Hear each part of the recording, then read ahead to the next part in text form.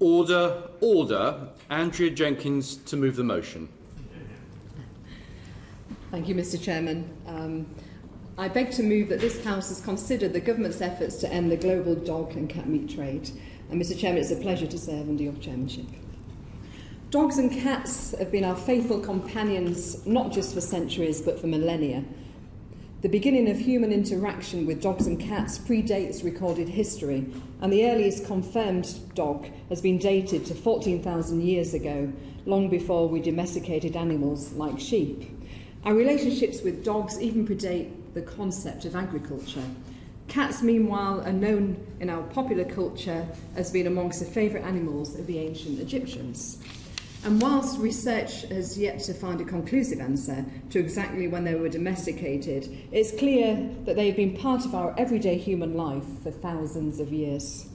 Mr. Chairman, in the UK, we pride ourselves as being a nation that loves our pets. I know you, Mr. Chairman, love your pets and loves animals, and the Minister is also the same, and a lot of us in this room. Now, there are estimated to be over 12 million dogs in the UK, with millions of households, including mine, who own one.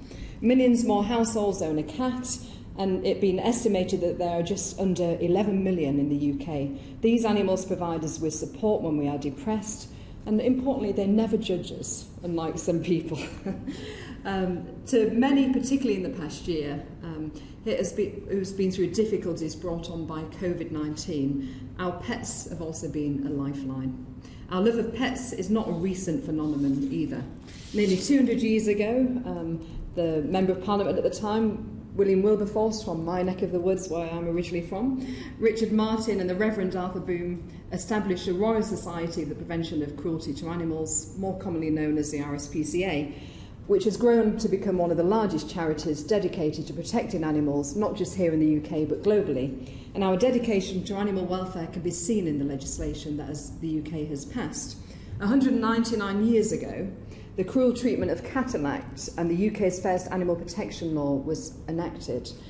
In the years since those bills, there was the 1911 Protection of Animals Act, the 1986 Animal Scientific Procedures Act, the 2004 Hunting Act, further improving our animal welfare in the UK.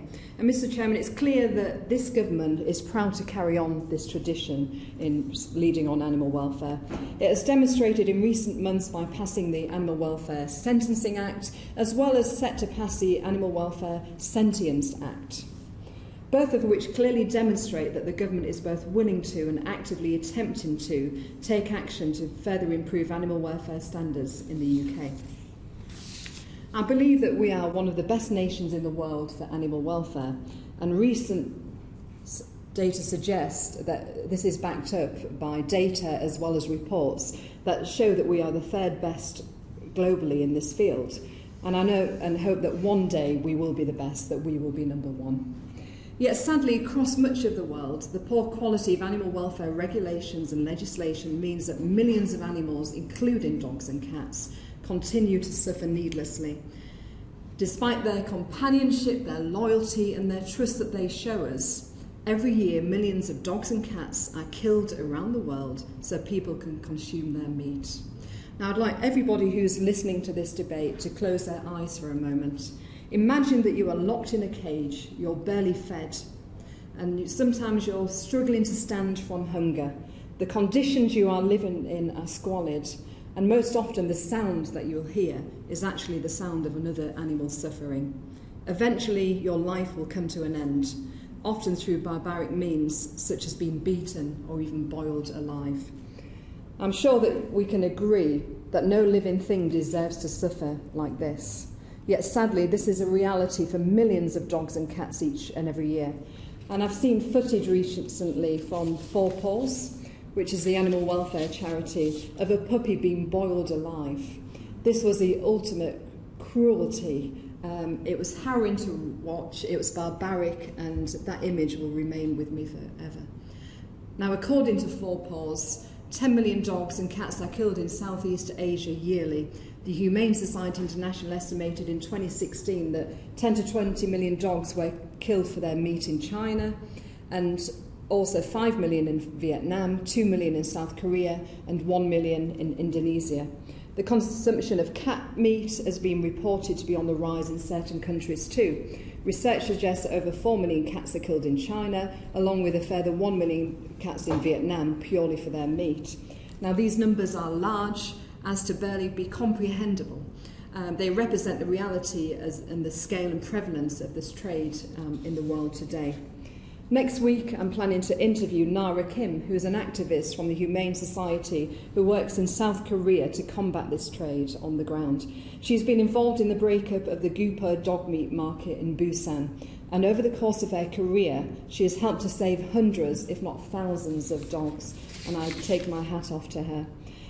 I've also recently spoken to the No to Dog Meat Foundation, led by the wonderful Julia de Cadenet, about the actions of their group on the ground in countries where this practice is common. Now, this group has taken an active role in communicating on the ground to those in the industry and have been involved in actions including saving some 1,300 dogs who were bound for the Yulin Dog Meat Festival in China. This is too important. It can't be a talking shop. You know, we need to see real action. It is a barbaric practice and there's too many animals to suffer. So thank you for your intervention. Now, both Nara and Julia are shining examples of the fact that one person can make a noticeable difference, and a good example of the work that has been done by individuals and groups in the third sector to combat the dog and cat meat trade. Yet whilst these individuals and groups do make a real and notable change on the ground, more can be done, particularly via the route of government, as my honourable friend has just suggested. I'm proud that the UK has already taken a leading role in improving animal welfare standards globally, including through means such as sending troops to protect our endangered species and moving towards the banning of importing of hunting trophies. Yet on the issue of the dog and cat meat trade, it is possible for us to play a more proactive role in combating this barbaric industry, which is unnecessarily and morally indefensible industry. But how could the UK go about this? The answer, put it simply, is through our soft power. Now, make no mistake, in this field, the UK is one of the major players in global affairs. We have one of the 5 seats on the UN Security Council, our television and radio shows are played across the globe, and our diplomatic service is widely respected in the vast majority of countries. In terms of soft power, the UK punches significantly above its weight, and it's an achievement we should all be proud of.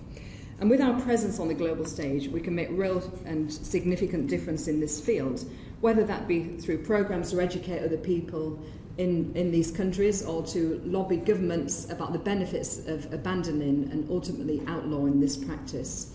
Now, in order to maximise our effectiveness, it's important to note that the nature of the trade varies from country to country. For example, in South Korea, dogs that are ultimately destined for the meat trade are factory farmed. Whereas in other nations such as China, Cambodia and Vietnam, it is far more common for these dogs to be taken directly off the streets and often sent hundreds of miles away and ultimately slaughtered. If the government were to take a more proactive approach to tackling this issue, considerations such as this must be taken into account when working for the best possible result for maximising our impact and effectiveness.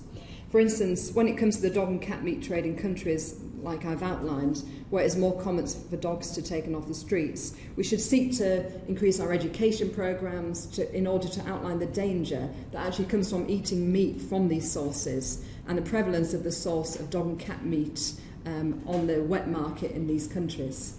Whilst we are yet to determine the true origins of COVID-19, one of the most widely held beliefs is that the disease originally occurred in animals and jumped to humans through the consumption of meat. It is more likely that the minimal regulation on the dog and cat meat trade when sourced from these streets, that disease will once again jump from animal through to human through this trade. Now, taking steps will have a real and profounder impact on our ability to combat the next potential pandemic. So what other steps can the government take and why should we take them? One of the most important actions that we can undertake, in my view, is to make it clear to the governments of such countries like these, where there is an issue, that we fundamentally disagree with this practice and the reasons why we disagree.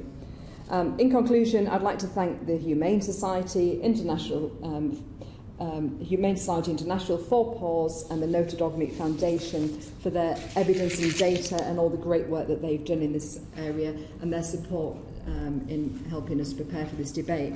The dog and cat meat trade is, in my view, morally wrong in the world today, and for one that there is little defence. The Prime Minister and his wife Carrie have both written about this issue, both recently with regards to the Yulin Dog Meat Festival.